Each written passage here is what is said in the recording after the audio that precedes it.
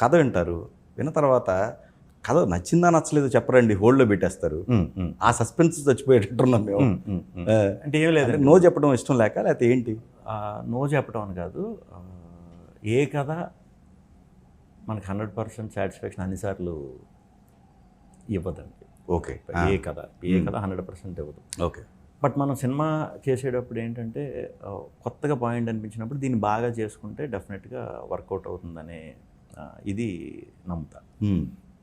At the same time ఇవాళకి చెప్పి రేపే షూట్ స్టార్ట్ చేసేద్దాం అనే మైండ్ సెట్తో పాపం ఎక్స్పీరియన్స్ లేని కొత్త వాళ్ళు అనుకుంటూ ఉంటారు.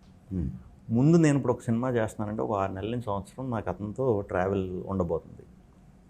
సో అది నేను చెక్ చేసుకుంటా. వచ్చిన తర్వాత ఎవరి కదా బాగోలేదని చెప్పను. మనం ఎవరం కూడా బాగుంది బాగలేదని సొంత చూసిన తర్వాత అది వేరు. ముందే చెప్తే కొత్తగా వచ్చిన వాళ్ళు ఉంటారు, డిసప్పాయింట్ అవుతారు, అంతే కదా. అవును, ఫ్రెష్గా వచ్చినప్పుడు.